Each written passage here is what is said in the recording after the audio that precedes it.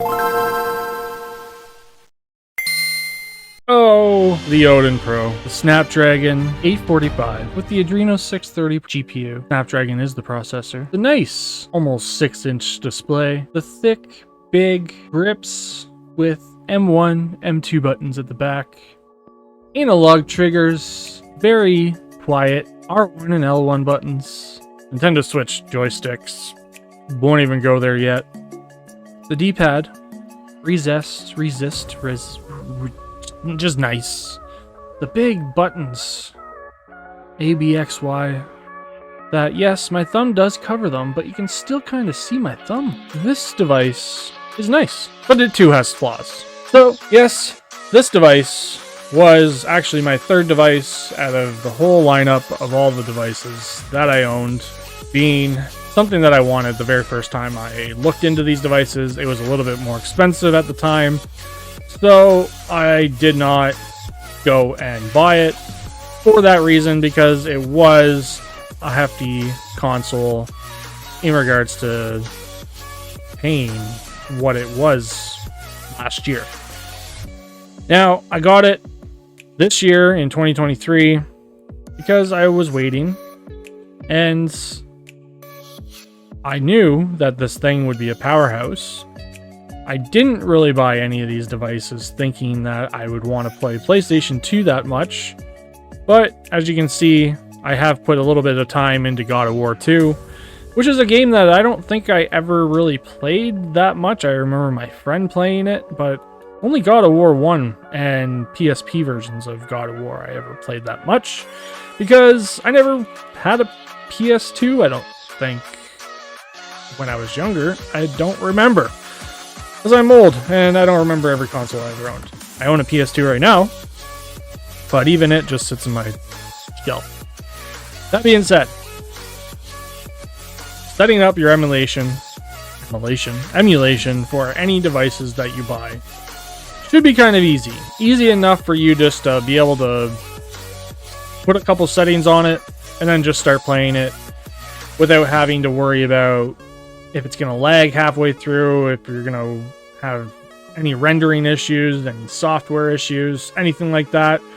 This device has active cooling. It has different settings for the active cooling to actually be set off. You have performance mode, extreme mode, or high performance mode.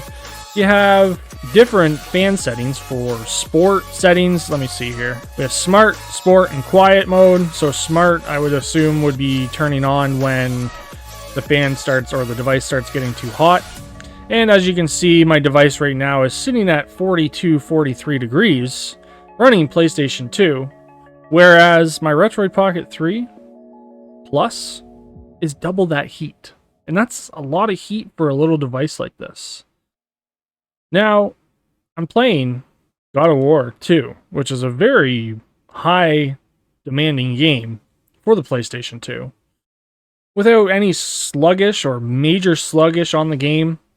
I think I'm only playing at 2x resolution right now, and yes, that's not like the greatest of resolutions. I don't know why I just killed those guys, but it's still a great little device if you're looking to play any heavy demanding consoles like this, including Game Boy, Nintendo 3DS. I don't know why I said Game Boy. GameCube, Nintendo 3DS.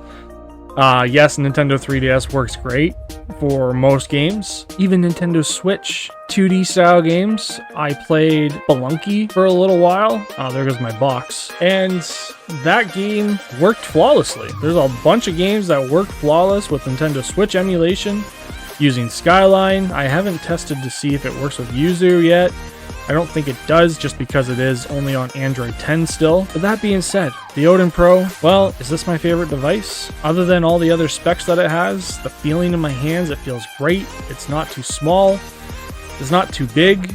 It's almost the perfect size. It does have down-facing speakers. And my follow-up boy decides that he just wants to be smacked right down on his face because he knows what I'm about to say. These are the speakers. They sound really good. Even though they are down-facing speakers, I still think any device should have front-facing speakers like this. But that's just my preference. These ones sound nice. They're not crazy. Even these joysticks. I said I didn't like the joysticks on the Retroid Pocket 3 or Pocket 3 Plus because they were reseated and they were small feeling. But this one, the joysticks are placed nicely and they're in good spots. Like, you feel the device in your hand, and my Follow Boy even approves. We have our TF card slot up here. You can actually access the TF card easily. The HDMI slot's right there. The only thing I don't really like is this little door, but again, that does keep everything inside so you don't see it. And again, it's got the little fan right here with active cooling. The big downside to this device is the plastic itself. I put these little rubber pads that somebody suggested on GitHub on this, just so that it wouldn't wear down and so it wouldn't slide around on the actual desktop, because the plastic within 2 weeks was worn down really bad just because it was just sitting on my table. It wasn't because I was playing it a lot, which I was. It was because just the plasticky, cheap plastic that they used, just to keep the device cheapish enough, was wearing. And yeah, I'm going to put Hull stick sensors in this. Hull stick joysticks, I mean, in this, just to see the difference. The start and select button, they should not have put down here. They should have put them up here. Should have put the home button down here. The mic over here, I guess, is whatever. The mic should have been down here, in my opinion.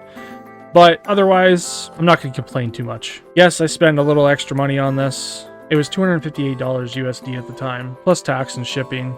I didn't have to pay any customs. But again, is this my favorite device? Well, you can be the judge. Leave a comment below. If you've ever owned one of these, or owned this device itself, or even the Lite, just comment and let me know what you think about the Odin Pro. Bye-bye!